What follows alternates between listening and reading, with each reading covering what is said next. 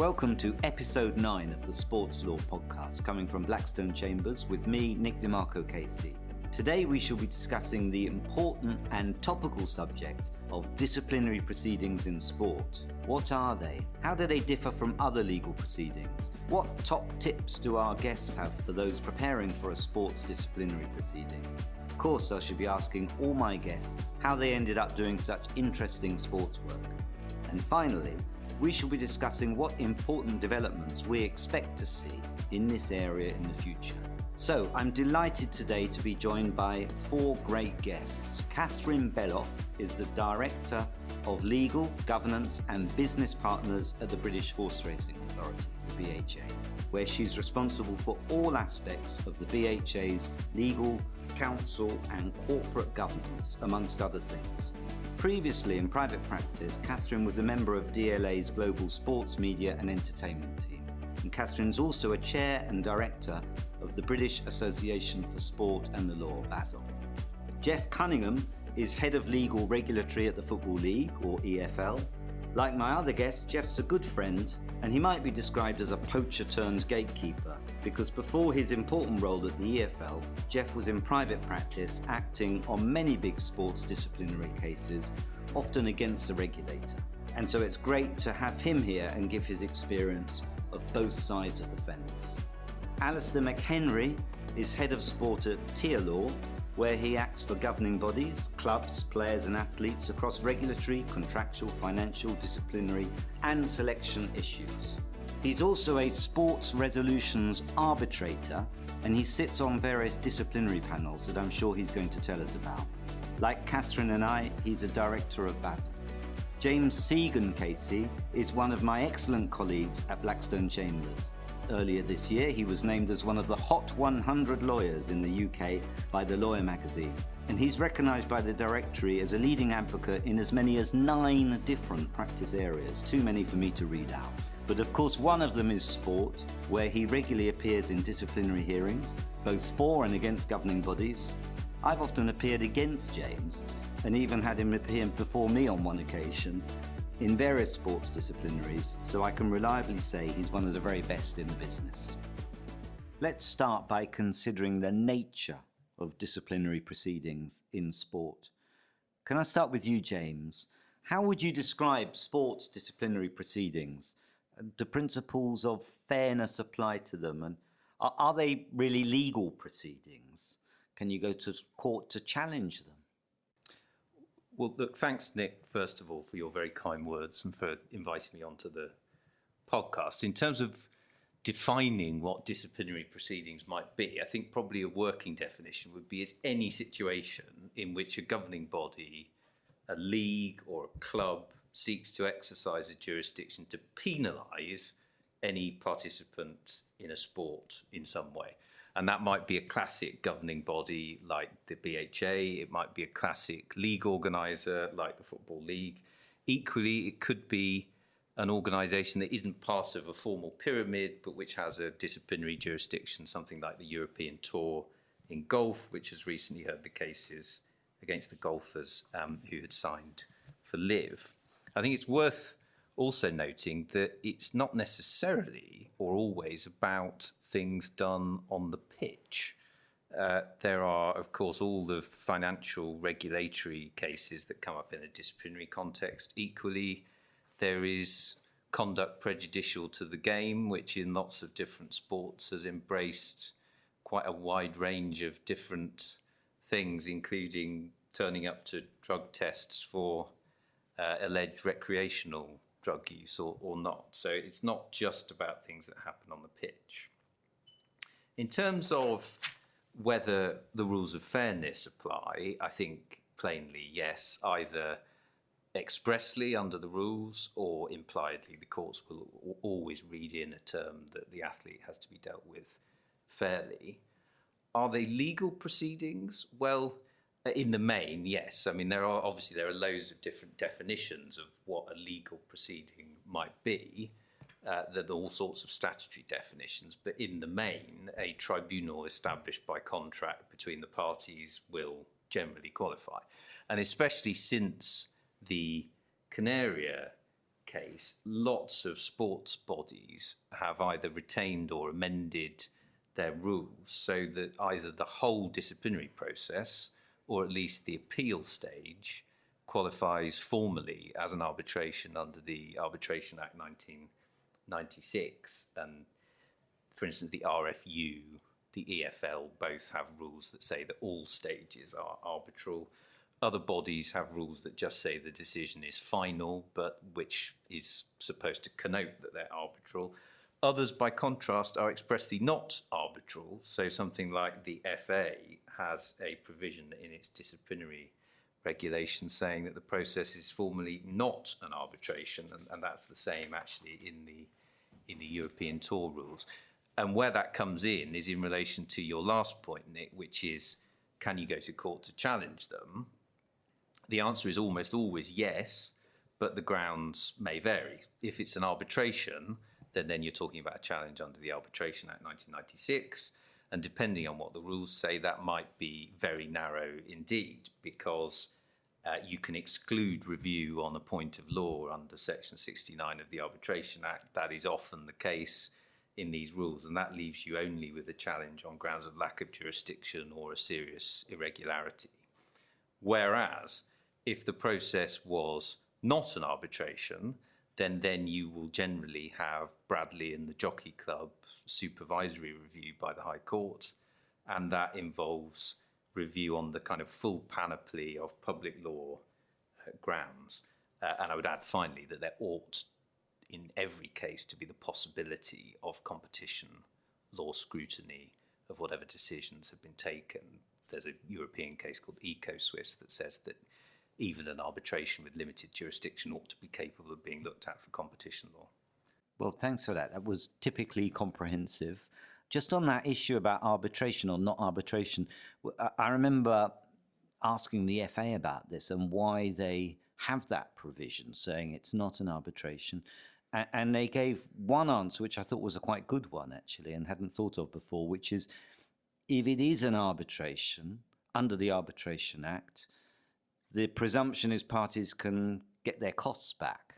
And it may be unfair to sports people and athletes who are charged with something and don't have many resources to have to pay costs. I don't know what anyone in the panel thinks about that argument. It's an interesting one, certainly. I mean, even if that is presumptively the case, certainly in my experience, that I've been in lots of processes that formally are described as arbitrations, but where there is no award of costs one way or another. So, Alistair, practically in your experience, what are the main similarities, would you say, and differences between court processes and a sports disciplinary process? Well, the similarities are fairly fundamental in nature. You have, more often than not, solicitors like me preparing the case. You have barristers like yourself and James presenting the case. You have a start and an end point, so you have usually, if it's court proceedings, it would be commenced by a letter before action and a claim form. In disciplinary proceedings, it's a notice of charge or a charge sheet or something akin to that. And going all the way to the end point, you have a judge giving a judgment, or you have a disciplinary panel giving a decision or some written reasons. And then all the procedural steps in between the start and end point are common to, or typically are common to both procedures. So you'd have a set of directions, you would have disclosure, you would have the ability to make applications, witness statements, submissions, cross-examination of witnesses, and usually ending with a hearing. So those are the similarities or the themes running through both. The differences are probably slightly more nuanced than that. They are, to my mind, there's 4 or perhaps 5 key ones. The first one is the hearing itself.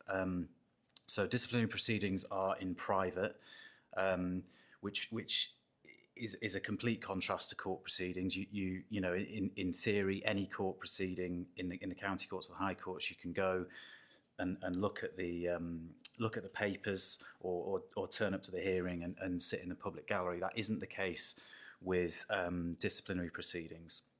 You also don't have judges typically sitting on disciplinary proceedings. You have their, I suppose, industry experts, usually with legal expertise, but they all always have a specific knowledge of the sport. So you would probably call them arbitrators, but they're not judges in the same way that you would be before in a court. Then there's the location. I mean, it's probably an often overlooked thing, but court proceedings are in courts, and disciplinary proceedings are usually in hearing centres, which are less formal, perhaps less daunting than a court, without the sort of same kind of traditions. But nonetheless, it's still a formal setting, but very different to being in a court.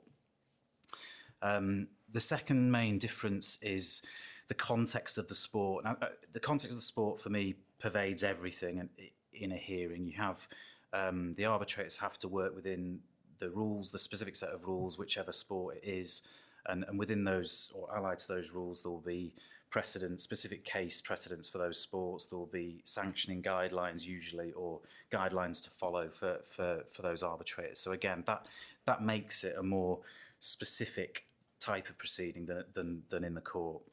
The third one is speed and speed of access to justice. If you make an application in the courts, or if you try and get a listing, say, for a trial in the courts, it's just going to take longer because you are effectively confined to court working hours. There's always a layer of administration to go through. It doesn't go straight to a judge. It will go to a clerk first and then be passed to a judge. Whereas in disciplinary proceedings, the access to the arbitrators, if you want to make an application, for example, you would make it direct to those arbitrators. So you would get it done quicker, and they're not constrained by court sitting times. So you'll often see hearings in disciplinary cases being held or starting at weekends or in the evenings, and because speed is often of the essence, then it's important to get those hearings done quickly. The final point of difference, I think, is costs, and we've just discussed that. I think there isn't the same level of scrutiny of costs typically in arbitrations and disciplinary proceedings. You wouldn't have to, say, do a cost estimate, which you have to do in the courts. You wouldn't have to do. They tend not to go to detailed assessment at the end, and that's probably a byproduct of them being private in nature. The final point, I think, is and this is something which is kind of changing, and it's access to judgments. It's not always. It's a bit more inconsistent in sport that you don't always have access to the judgments. They're certainly not as searchable or as findable as they are in the courts, where you would simply search on Westlaw or Lawtel.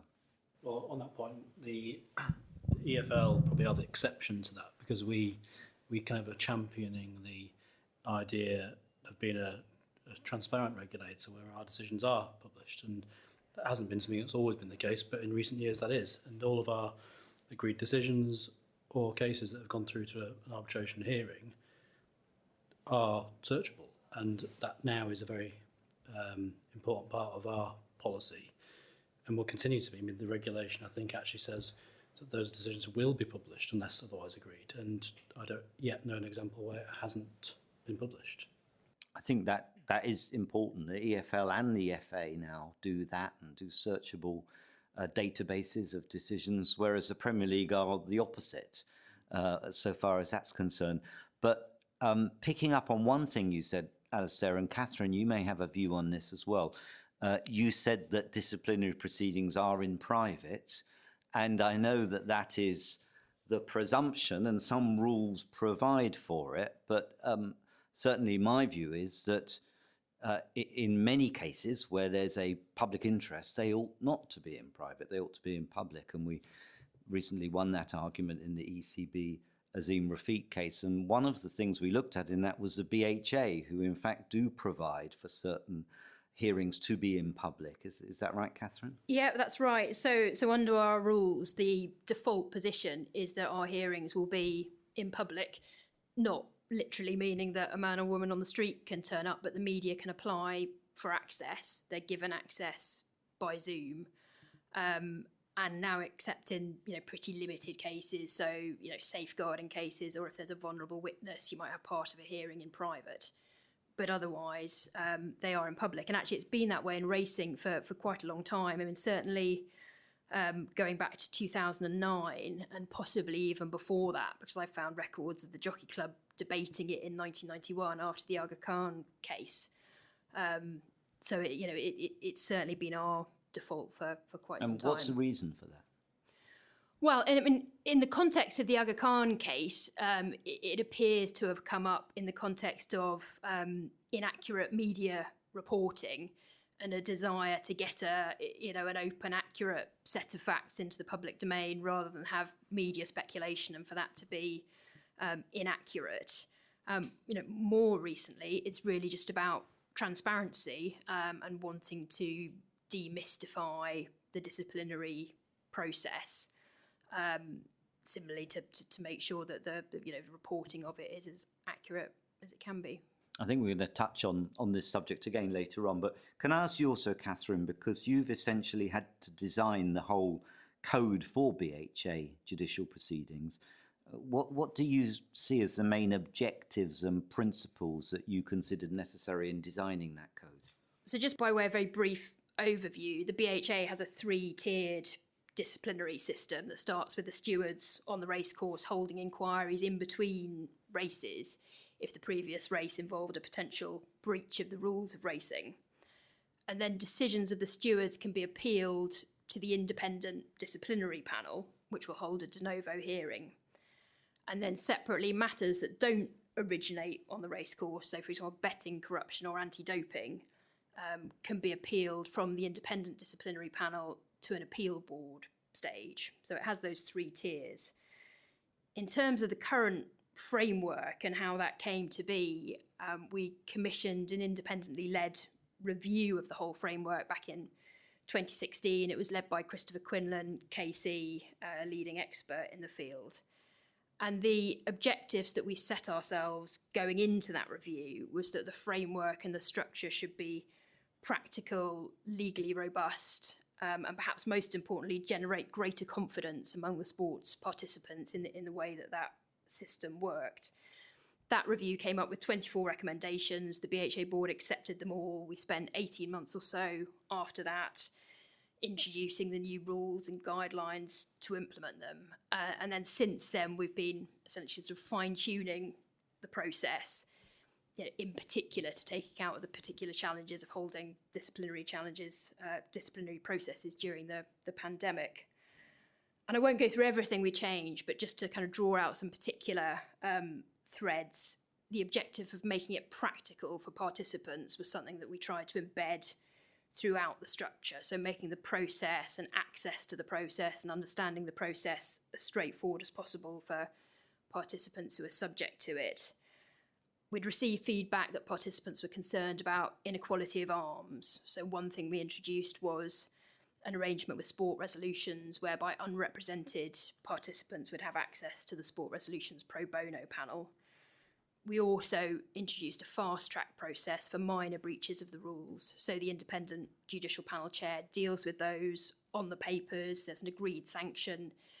It takes the burden off the panel. It removes the uncertainty for the participant of having to prepare for a hearing and not knowing what the outcome might be. And just to put that in context, last year, the independent judicial panel chair heard 70 fast-track cases. So the impact on the overall system is really quite significant.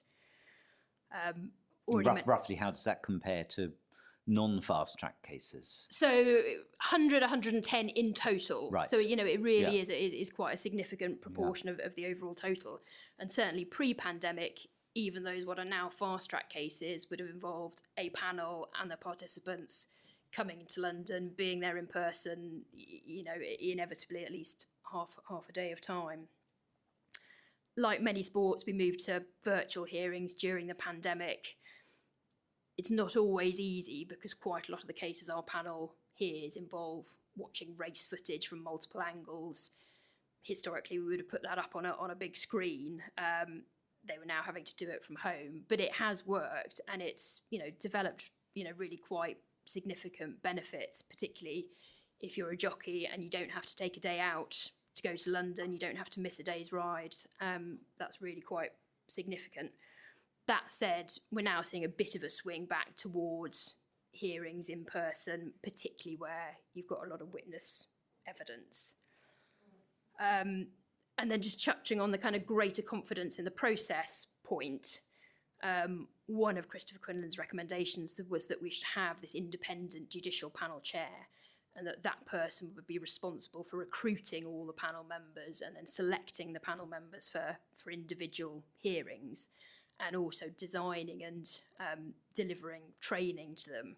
And so it took the BHA out of that process beyond the funding and the administrative support. And I think that really helps to give participants assurance that they and the BHA are being treated as equal parties before the panel.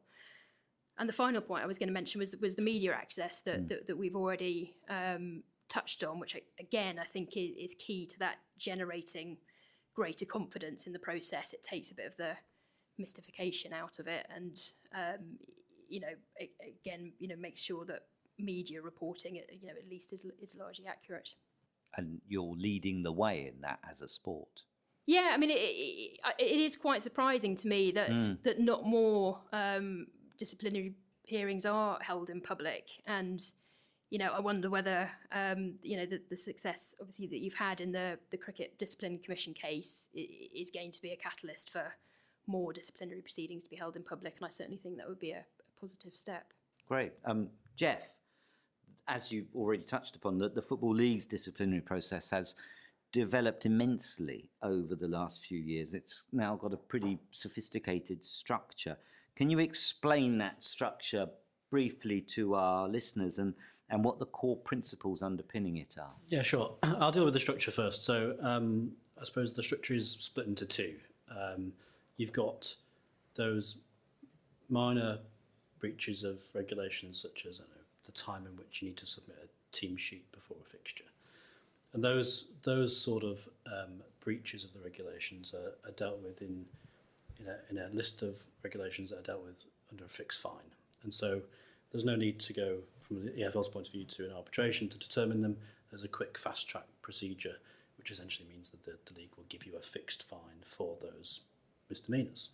And they're dealt with essentially as strict liability offences.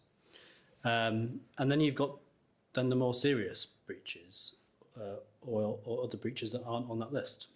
And those often, in every case, will start with an investigation. And that's not just an investigation conducted by lawyers at the EFL, but also a very experienced governance team. And they will meticulously go through disclosure that they require from the clubs or the directors of those clubs involved, and ultimately will lead to an interview process where, again, before the league issues any charges, it fully conducts an investigation, including the interview, to establish whether or not the club has indeed breached the regulation. That it's not a foregone conclusion just because they're investigating that it will lead to a charge. And I'm sure there are many that do not, with good reason. But then ultimately, those cases where the evidence provides that a charge is appropriate, then the league will charge the club or the directors of that club in question. And there's as you say, a very sophisticated procedure set out in Section 8 of the handbook, which deals with sending those cases to an independent disciplinary commission. I say independent because, again, like Catherine's alluded to, regulators have become very aware of the need to separate the arbitrators and the secretarial services that are involved in assisting them from the leagues or the regulators involved. I think it's a really important step that many regulators have taken, and the EFL included. And again, Sports Resolution on behalf of the EFL are the party that provide both the arbitrators but also the secretarial services in supporting them. And they also, very importantly, are the people that decide those cases. So the EFL has very limited involvement, equal involvement in the appointment of the arbitrators as the party being prosecuted, which is again a very important establishment of a procedure for us. And the process thereafter is again dealt with in our regulations, but there's a wide scope of powers that the arbitrators have available to them to apply sanctions if there's a relevant sanction required in that particular case. And again, the league is not involved in the process of deciding what sanction is appropriate. It is absolutely the arbitrator who's independent who gets to decide that. Likewise, there's often some confusion as to, for people maybe not so closely linked with the legal disciplinary processes as we all are in this room, but fans often confuse board members of the EFL as being people who A, decide these disputes, and B, decide even when they become necessary to prosecute. And that absolutely is not the case. It's that the board has no involvement in the decision or any sanction involved of any charges, and ultimately has no involvement practically in the decision of whether charges are brought, and that's mainly the executive who decide that with some advice from now myself. As to the core principles, I think the overriding objective from the civil procedure rules kind of pervades into our rules too. So things like proportionality, having matters dealt with expeditiously and fairly, and again independently decided by arbitrators is a core principle that underpins our regulations. But I suppose more than that, they're there to protect essentially the game, the integrity of the game. They are private and confidential until the point in which the decision is published in our rules, and I think there's good reason for that, because we don't want information to be leaked which is just totally inaccurate or inappropriate to be leaked before matters are decided. And the clubs and the league have the knowledge that in our rules, once a case is decided, it will be published. So that I think has actually helped the number of cases where parties may decide that leaking the fact that those proceedings are confidential out into the press, I think it actually reduces that risk. And I think that other regulators who don't currently publish their decisions might also want to take a look at whether they should do so too. Was there a catalyst, Geoff, for the EFL changing its stance on publishing its decisions? I think the EFL just felt there was no good reason to not want to publish its decisions. I think other regulators sometimes feel that it has a damaging impact on brand and therefore commercial equity in their brand. But I don't think that that's actually the case for us, and our board definitely don't feel that way. We feel the opposite. We think that actually being a transparent regulator means that you can see that the regulator is doing its job. It's prosecuting cases that need to be.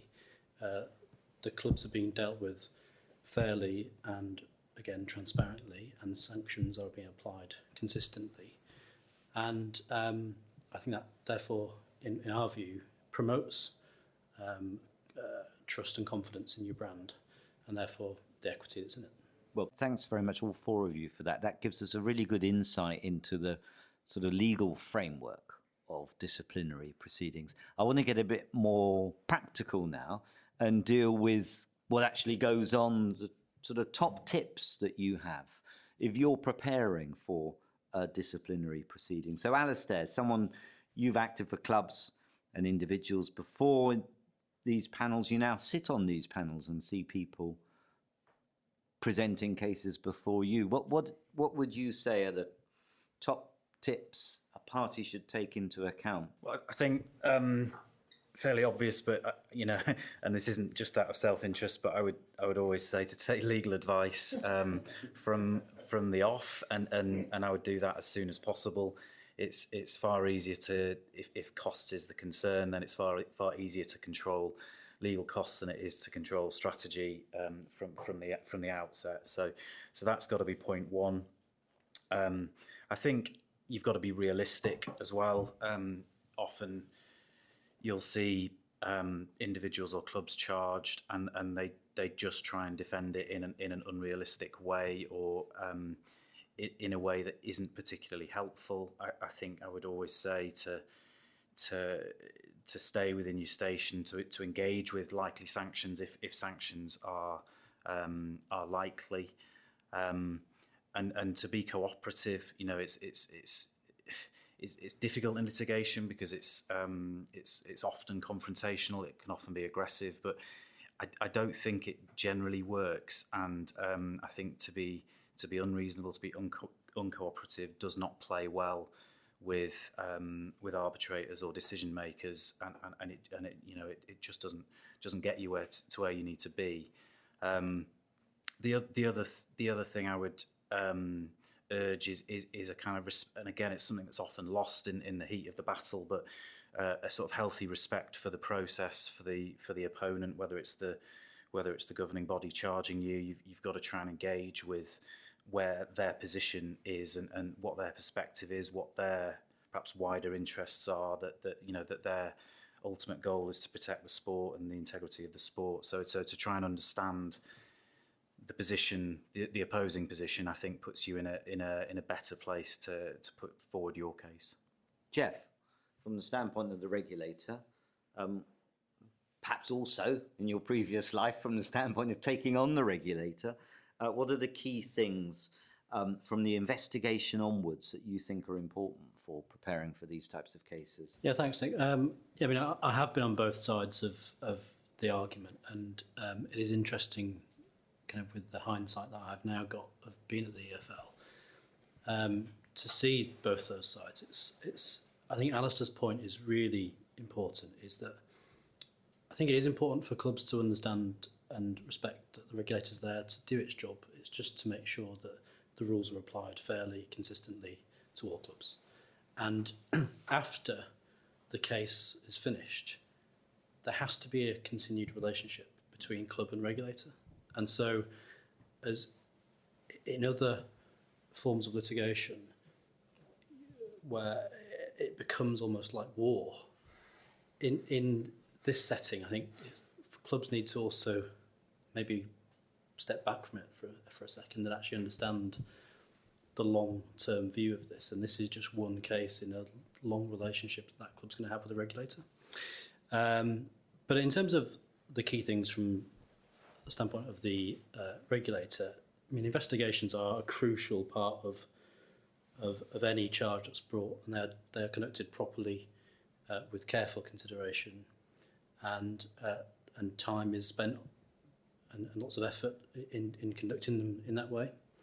In terms of the key things that I think people need to be aware of in terms of preparing for them, is that firstly, the parties that are attending the interviews, they have obviously an obligation to the league and to the other member clubs to act in good faith, and so you've got to put maximum effort into your preparation when attending those interviews. That it isn't good enough to attend and essentially just be ignorant to the facts of a case. You've got to put some effort in, and as the regulator does, to make sure that you're prepared for them.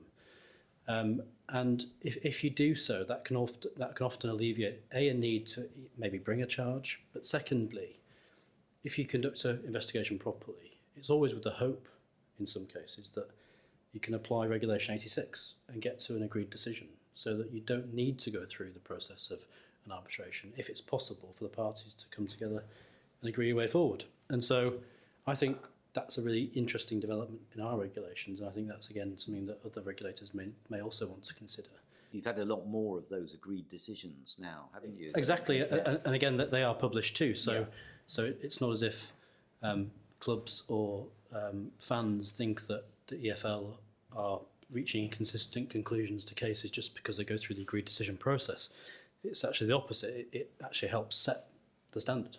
Can I just speak up for the poor accused for a moment, because I'm feeling slightly outnumbered here by those reminding us to show appropriate respect for the regulator, which of course we ought to, but as someone who does often act for those accused in these sorts of proceedings, I think there is another danger on the other side, and it's what I describe as a sort of policeman's mentality, that sometimes regulators and those lawyers who often act for regulators can develop. It's a sort of mentality that, we make the rules, we make the laws, you're there to obey them. This is the structure, we do the structure. Don't start asking for things that no one's asked for before. That sort of mentality, which is a natural mentality that develops when one becomes institutionalized or works for an institution with the powers, the monopolistic powers a regulator has. And I think it's always as important that those acting, as I'm sure all of you do, and knowing you well, for the regulator reminds themselves of that in their sensitivity to the accused. So, having made my rant, Catherine, you no doubt have many war stories from the world of horse racing. Can you tell us about some of the things that can go wrong, some of the things parties should avoid in disciplinary hearings? I can. I wouldn't want to give you an itemised list of the things that the BHA could or should have done better, but to speak a bit more generally, these are sort of three of the challenges that I've seen sports regulators face in disciplinary proceedings. So the first, and this goes to the kind of independence theme, is that the regulator or the disciplinary body needs a really robust process for disciplinary panel members to record and declare any conflicts of interest, and for the parties to be able to raise legitimate objections to the panel members selected to avoid a process becoming tainted by allegations of apparent bias. And that is something the BHA faced many years ago now, before the reforms I spoke about took place, but we were involved in a case in which a trainer alleged apparent bias in relation to the disciplinary panel that had heard his case. It went to an appeal board. The appeal board agreed with his submissions on that point, and they quashed the decision, and it had to be sent back for a fresh disciplinary panel hearing. So that's a cautionary tale and a piece of advice about having that robust process in place. Secondly, I think it's really important for the regulator to have a clear protocol in place in respect to confidential documents, and think about how documents that are generated and transmitted and exchanged as part of the disciplinary process are going to be protected and stored. I think disciplinary proceedings generally can be plagued by leaks or disclosure of confidential documents or information to the media, and that has the potential to undermine confidence in the process, and also to divert the regulator's resources from running the case to then dealing with a media storm, or perhaps even worse, dealing with the ICO. And if there's a really serious leak, then it can be necessary to launch an independent leak inquiry, if only to establish that it didn't come from the regulator. And I've never known a leak inquiry that has established with any degree of certainty where the leak came from. So it can be extremely expensive for very little gain. And so in everybody's interest in the process to be really careful with confidential documents. And thirdly, I think there's the issue of resources and where to focus them. Sports regulators, particularly domestically, all have limited resources, limited powers. It simply isn't possible to follow every investigatory lead or piece of intelligence, or bring every alleged or suspected breach of the rules to the point of charge or a disciplinary hearing. We all have to decide how we're going to allocate our resources at every stage of the process, whether that's the investigation, charge, case preparation, hearing. And inevitably the media or other commentators are going to have strong views about whether we've got that right. So as a sports regulator, you need a strategy and a set of objectives for determining which cases you want to prioritise. Great, thanks. James, you regularly appear on, I think it's fair to say either side. Yeah, I think it's fair to say either side. What's your top 3 tips? So I think the same basic principles of doing a good job for your client apply as in any case. So knowing the case inside out, selecting a nice, clear, simple set of points, etc., etc. So I think we take that for granted. But if we're asking ourselves about sports disciplinary proceedings in particular, then I think the tips would be these. First of all, understand really well and carefully the nature of the jurisdiction that you're in and the procedural rules that are being applied. And that matters because of a point that Alistair touched on earlier. This is not a court process, so the rules vary from process to process. And so you need to be asking yourself at the outset, what powers does this body have? What are the outcomes that are in principle available under the rules? Critically, sometimes, what are the rules of evidence? Because very often the disciplinary rules will say something along the lines that there are no rules of evidence at all. And that's obviously a really important thing for anybody arguing a case in that context to be aware of. So that can be really important. So the first point, understand carefully the jurisdiction you're in. Second of all, and this is perhaps an odd point for a KC to be making, but think really carefully about any technical legal points that you're going to take, because in reality, panels in disciplinary cases tend to want to get to the right substantive outcome in the case before them. And they don't, in my experience, tend much to like barristers trying to put legal hurdles in the way of panels coming to the right decision on the substance. And they'd far rather, most of the time, be hearing directly from the athlete rather than their barrister. So, as I say, an odd point for me to be making, but I think it is an important one. And then thirdly, critically, don't be too rigid in terms of your plan for the hearing, precisely because this is not the High Court and things don't run like a High Court trial, in reality, anything can happen. And I think back to a UEFA case I did a few years ago where, with no notice at all, the other side called a witness by video link, no notice of what the witness would be saying, no witness statement, no notice that they were going to be involved until I was just told, here's the witness. And of course, you then have examination in chief and you have to cross-examine somebody whose evidence you've only just heard and you didn't know was going to be appearing at all. And things like that can just happen.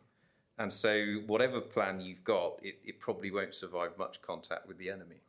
Well, that's great. Thanks for that, James. So one of the things that listeners to the podcast really enjoy hearing is about your own personal stories. You might take it for granted, but you're all in really exciting, interesting jobs. So, Geoff, you're now head of legal at the EFL Regulatory Department. You're overseeing the do's and don'ts of 72 different competing football clubs in our biggest game, often under acute media spotlight and fans commenting on every move the EFL does on Twitter. How did you end up in this exciting role? Rather interestingly, I never set out to be a sports lawyer or to even practice in the sports industry at all. I set out, like another colleague in the room, to be an insolvency lawyer and really enjoyed being an insolvency lawyer until my former boss, David Hinchcliffe at Walker Morris, decided it might be a good idea if I help him on a case. And he never really let me go. And I continued doing sports work for the rest of the 6 years that I spent there, and loved it. I mean, essentially that's the reason I do it, is that I actually enjoy what I do, and that helps. From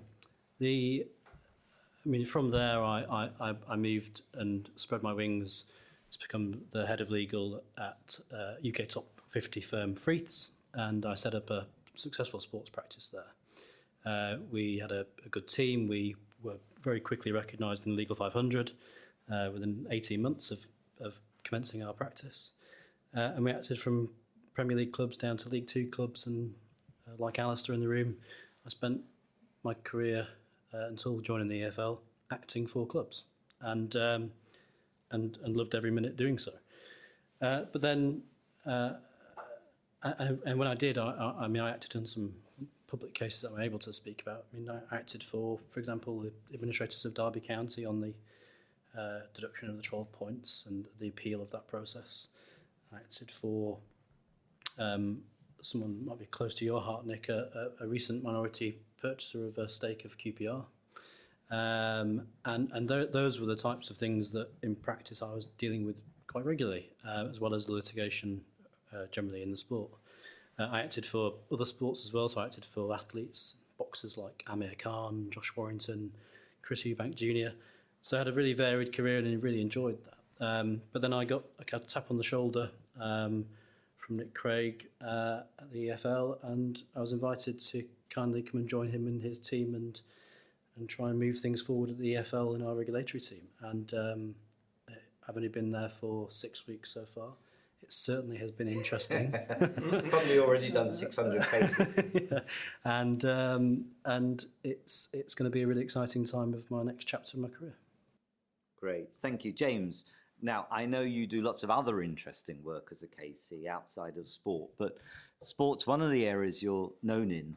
So what do you like about doing it, and how did you get to develop your practice in it?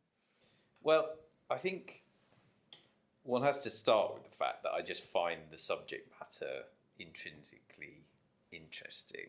I'm pretty much renowned in my household for being enthusiastic about every sport going. You know, if there is tractor racing on BT Sport 7, I will have it on at least in the background.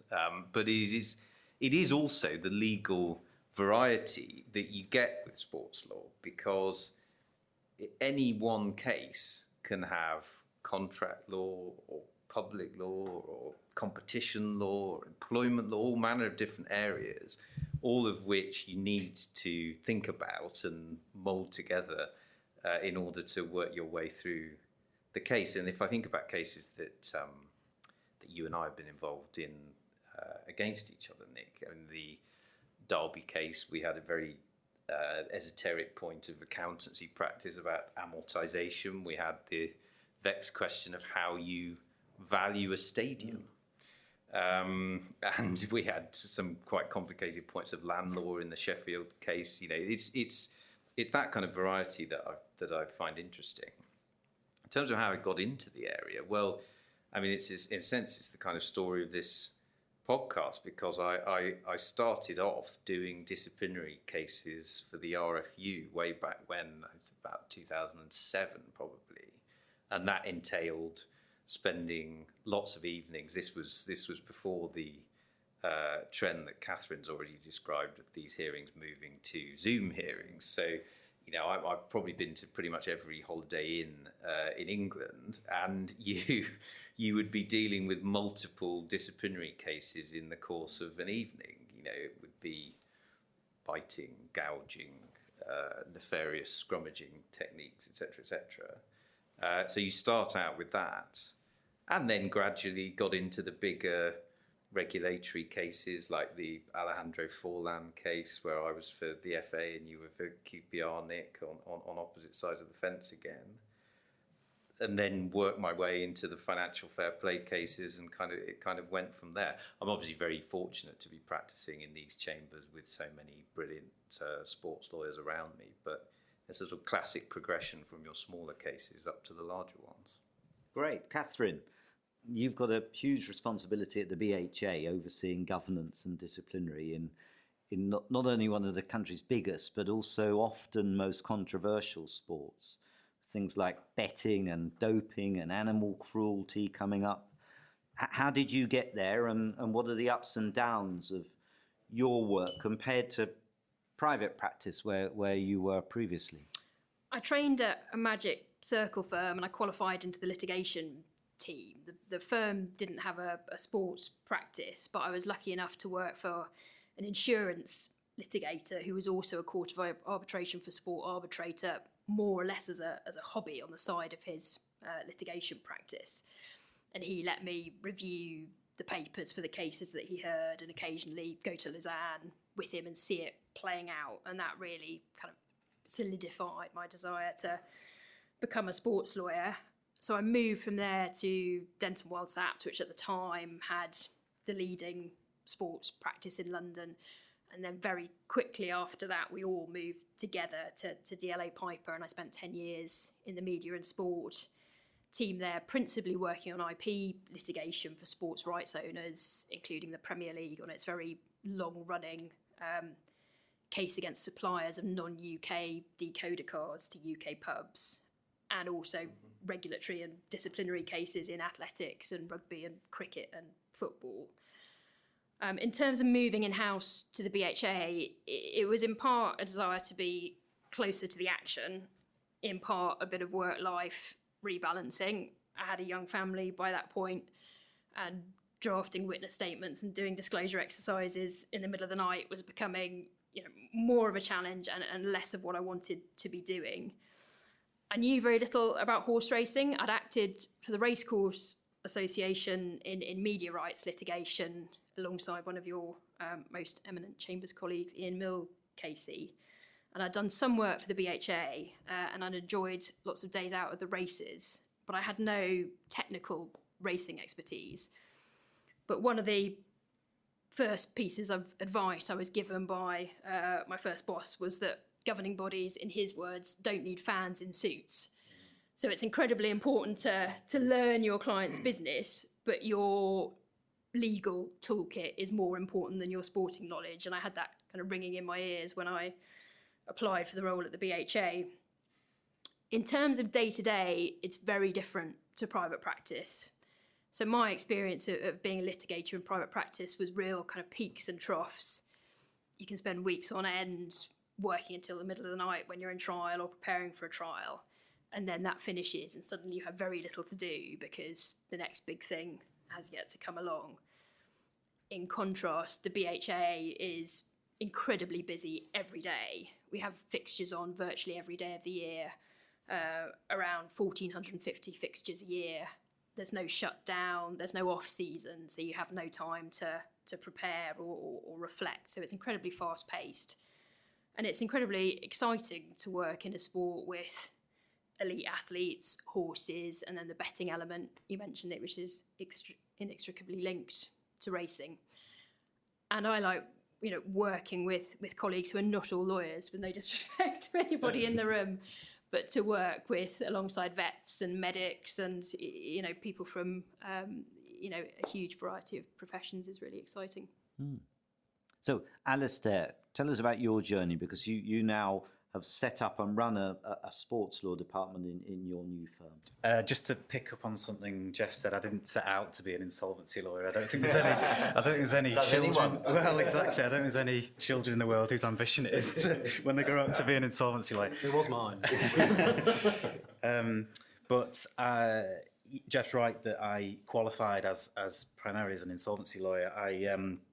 I think I can trace it back to I was doing an English Masters in 2005, and I did a vacation placement at Walker Morris, which is the firm I got my training contract with, and I had a week in what was called the finance litigation team, which became the sports team. But one of the guests on a previous podcast, Ben Mansford, was my supervisor that week, and Ben's now chief executive of Blackpool. That's right, and he must have impressed me or wowed me or sowed a seed in an event that meant that I was sort of destined to come back to that department when I was a trainee. So that's what I did, and qualified in 2009 at Walker Morris. And what we did at the time, it started out as an insolvency team. It was the reason it kind of transitioned into a sports team was fairly straightforward, in that we would go in advising the office holders, whether it be the administrators or the liquidators, and there was a spate of insolvencies of football clubs around that time.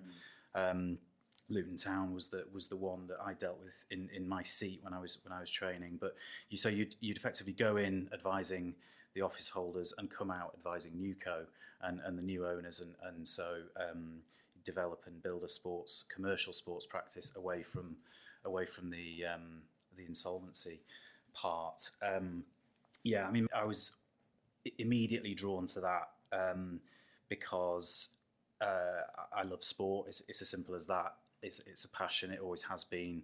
I'm quite happy just doing that in my spare time, reading about it, playing it, not so much playing it anymore. But that makes it so much more interesting for me as a job. And so I was at Walker Morris for nearly 15 years. So I moved through the ranks at Walker Morris, and paths happily crossed with Geoff for several of those years. So we had some famous triumphs together. So which will be which we can reminisce about later. But yeah, the reason I moved about a year ago now to a new firm in Leeds called Tier. The idea being, I was essentially offered the opportunity to set up a new sports practice at what is a new law firm in Leeds, and to try and build from the ground up. So it was too good an opportunity to turn down. Really, it was a challenge that I was ready for, and it's no, so far so good. Great, thank you. Well, finally, I want to hear all of your thoughts about the interesting developments we expect to see in sports disciplinary matters over the next year or so. So starting with you, Catherine, what do you think the important developments or cases in this space might be? I know you're going to turn to the Manchester City case later, so I will highlight the allegations of racism that are shortly due to be heard by the ECB's Independent Cricket Discipline Commission, which we've already touched on it in the context of public hearings. These proceedings in relation to Yorkshire County Cricket Club and 7 individuals. These charges all arise from alleged breaches of ECB Directive 3.3, which provides no participant may conduct themselves in a manner or do any act or omission at any time which is improper or which may be prejudicial to the interests of cricket, or which may bring the ECB, the game of cricket, or any cricketer or group of cricketers into disrepute. When the charges were announced, the names of those involved weren't cited, but they've obviously since been published in the media or made public through the DCMS Select Committee evidence.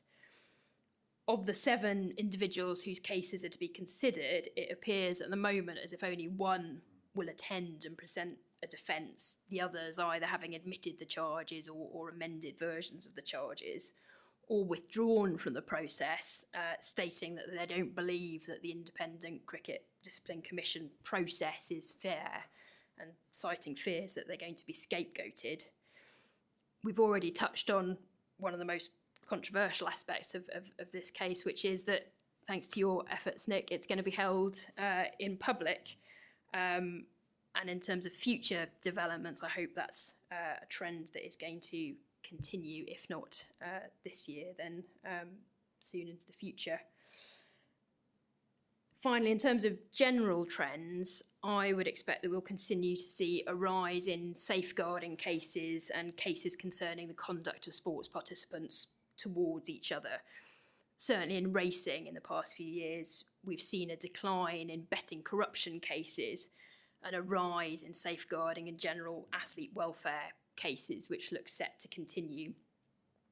For our part, we've recently launched an industry code of conduct, which establishes a set of standards aimed at protecting the values of horse racing, making racing a great place to work based on a culture of respect. And this is backed by a set of procedures and penalties that enable us to take disciplinary action for specific breaches, rather than relying on the conduct prejudicial catch-all that we previously had to. Great, thanks.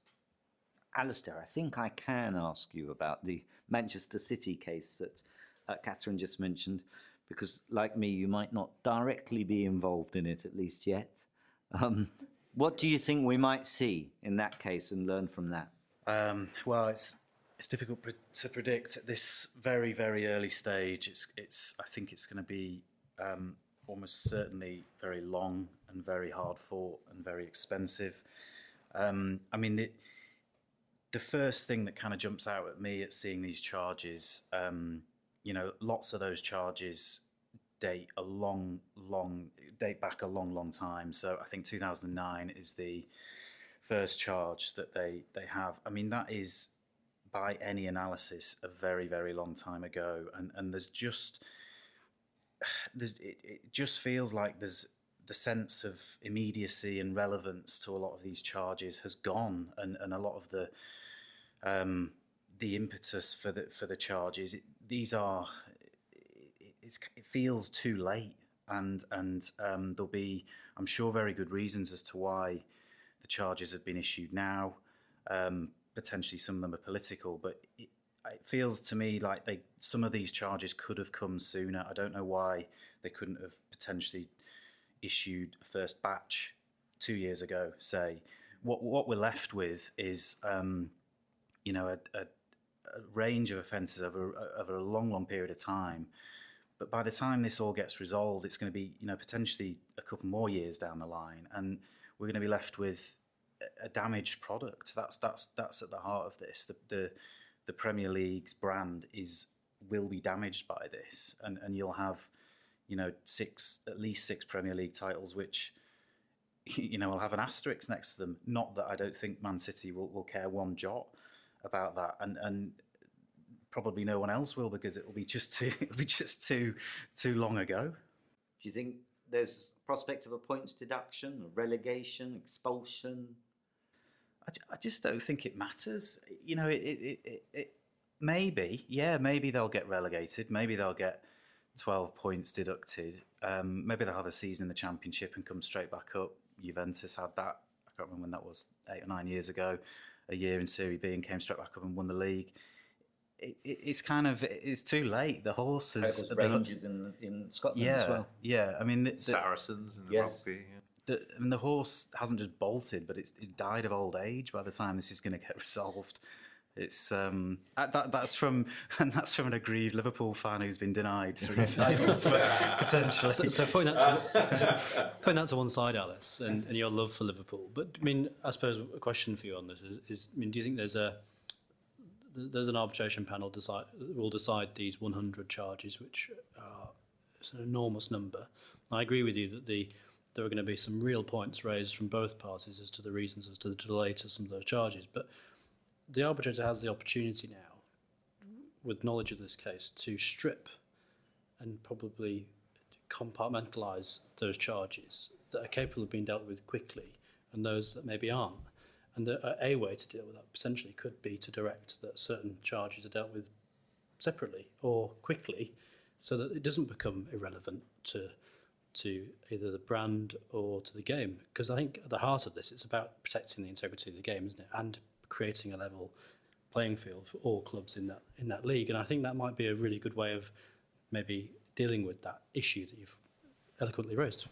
Maybe I can come in on that, Geoff, because one of the fights I think James and I have had in some of the cases in the EFL is when you've had past breaches, let's say in a season 2 years ago, and the sanction might be a points deduction, when should you have it? And it's often a difficult argument, because I think that the sanctioning guidelines the Football League has about profit and sustainability rules, for example, suggests that you should have the points deduction in the season after the breach, which makes sense in a way, because that's probably the earliest you can determine it, and it's close enough to the advantage. But when the breach might have been, 4 or 5 years ago, for example, and then you're looking at a points deduction, and it may be that a third of the league are different clubs that were in it 4 or 5 years, it becomes a lot more difficult to see it as remedying a sporting advantage. And I guess the only big lesson one can learn from that is one needs to try and prosecute these offences as early as possible. But that's not always easy with lawyers like us around the table. And ideally have them not happening just towards the end of a season. Yes, it always happens. Always happens.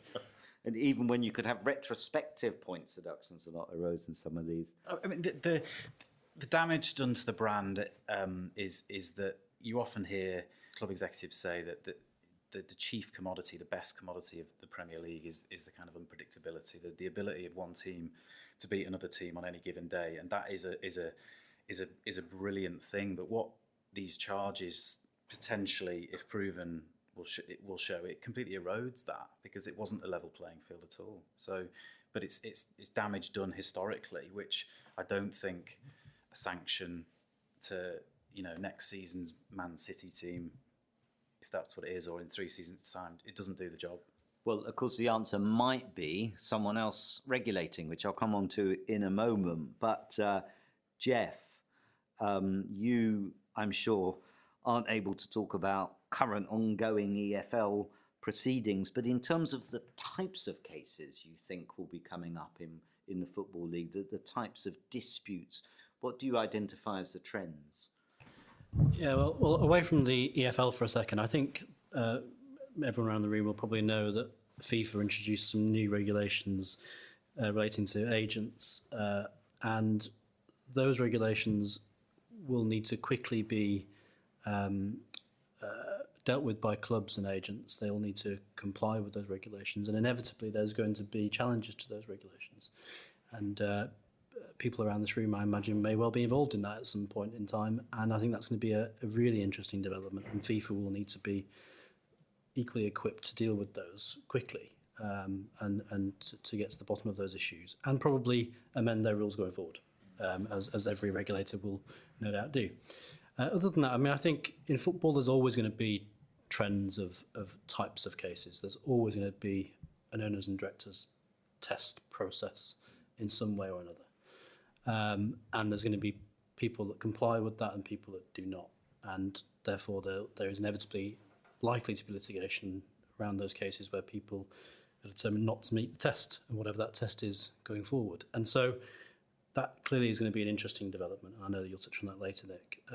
I think on the same vein, there's going to be, as there always is in every season, as we've discussed in this room, and both James and you, Nick, have both been involved in cases about this, there's always going to be financial fair play or regulations regarding financial restrictions on the clubs that are always going to be tested, and that's never going to stop, I don't imagine.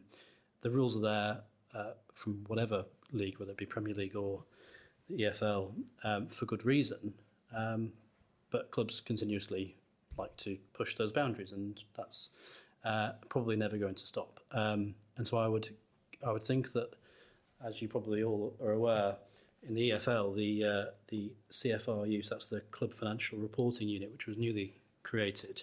So the Club Financial Reporting Unit, again, with their new introduction in recent times, they will no doubt become more well known to those around the room and to clubs, and they are providing an important function to the application of our rules in the EFL. I never quite understood that new rule, Geoff, whether you still get a right to a hearing, do you? You're not taking that away yet. Yeah, but there is the Club Financial Reporting Panel that's constituted to where a club feels there is a need to appeal a decision of the CFRU, that they can go to the CFRP, the panel, to do so. But I shall no doubt see you involved in a case in the future. Interesting you say that, because I would certainly agree.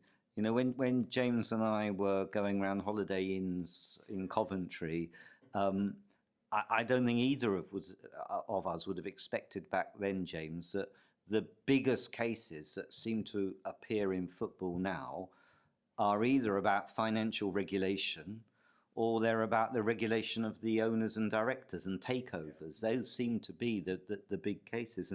And that probably leads me on to a question to you, James, about the developments you'll see, and in particular, an independent regulator, which, as I understand it, there may be a white paper published tomorrow. We're talking on the 22nd of February today.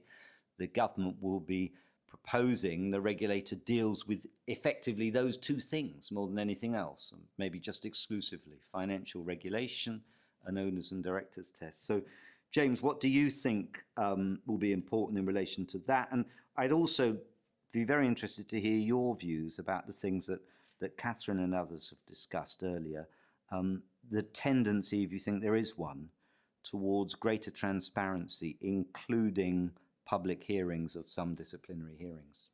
Sure. So taking firstly the whole question of the independent regulator, as you say, it's going to be announced tomorrow, as I understand it, and by the Prime Minister of all people. So it's obviously being taken very seriously. If the current reports are anything to go by, it will include a fair bit, actually, of what Tracy Crouch recommended. So it will include a legislative basis for this independent body, a right to license clubs from the National League upwards, a right to prevent breakaway leagues, which of course is an incredibly topical issue, and control over the owners and directors test. Now, I mean, given I may end up involved and the subject matter is still slightly uncertain, I won't say too much on the substance, but I think all I would say is this, that I think we always need to test all of these proposals against the question, is what we're being proposed better than what we already have? Because, change for change's sake, just to respond to an impression that something needs to be done, generally turns out to be a bad idea. So I think that's all I would say on that for now. And actually, my own thought as to where we're going and my own personal recommendation for the future is effectively the second thing I would have said during this podcast, which is completely against my own interests as a barrister, which is that I think it's really important that we avoid, if we can, over-legalisation of the disciplinary process, because some of the best disciplinaries I have been involved in however long it is now, 15 years that I've been doing them, have been relatively informal hearings where a participant has been heard by a panel, not just of lawyers, but also former sports people who've been in the same position as the athlete, who understand their predicament and who leave the athlete with the firm belief that they've been fairly heard. And, of course, bigger disciplinary cases about financial fair play or whatever it may be will continue to resemble court proceedings. Of course they will. But sometimes the simpler cases don't need to be so legalistic. And judgment by your peers, I think, is really important. And that potentially, I think, cuts across the final issue that you asked me about, Nick, which is public hearings in disciplinary cases. Of course, in the cricket case, there was a quite exceptional public interest in having public access, press access to what is going on, given the nature of the allegations, their importance, not just to the sport, but to society more broadly. But I would be careful what we wish for in terms of larger numbers of public disciplinary hearings in sport. And the reason for that is basically this. In my experience, across all the different practice areas that I've worked in, sports cases attract automatically the largest amount of press interest. And that's true even with the smallest of disciplinary matters if they involve a relatively high-profile sports person. And with all of that press interest, I am not sure it is really in the interests of an efficient, fair disciplinary process to have real-time reporting in the press of what is going on in a disciplinary hearing of a sports person. It may be fascinating to the press, it may make lots of interesting news on the back pages, but if you ask yourself, does it make for a fairer hearing process, I think we just got to be a bit cautious about that. Of course, there are cases like the cricket case which call out for a public hearing, but I'm not sure how many of them in the end there actually are. Just on that point, James, the way I understand CAS has responded to this, and this is the response to the Pechstein European Court of Human Rights decision, saying that in certain serious allegations like doping that can affect an athlete's livelihood and reputation, the athlete has a right to a public hearing. So the way CAS has responded to that is to say it is the right of the athlete. So if the athlete doesn't want a public hearing in a doping charge, which will often be the case because they don't want people to hear the evidence, it's not a public hearing, but it's the athlete's choice. Does that deal with some of your reservations? And I think to an extent it does, of course, because it will very often be the athlete who has the most acute concern about those sorts of issues. But equally, that creates an issue of its own, because the fact that an athlete has not exercised their right to have a public hearing in a case that's very closely followed could in itself end up with press speculation about why that is, etc. And as I say, I'm not at all opposed to public hearings of sports disciplinary cases where there is a sufficient public interest in favour of it. But I think if it turns into something automatic, I'm just not convinced that we will end up with a better process. There's perhaps one more innovation we should mention. FIFA recently came up with a new rule in response to a very serious case of sexual misconduct in Afghanistan, whereby victims, particularly victims, can have standing and representation in cases, which is somewhat analogous to some of the arguments in the cricket Azim Rafiq case as well. Do you think we might see more of that in sports disciplinary proceedings?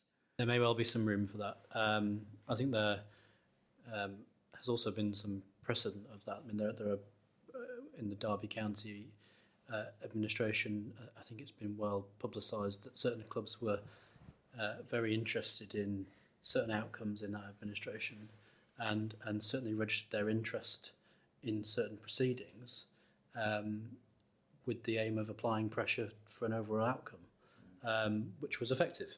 And ultimately, everyone involved at the end of it, through the process, I think, got to the outcome that they inevitably desired in some way. So I think there is a forum for that, but I think equally it needs to be heavily regulated so that it doesn't become a free-for-all. It's as ever, it's got to be carefully considered. Well, I think we've exhausted our time, so thank you all very much. It's been a really informative and interesting discussion.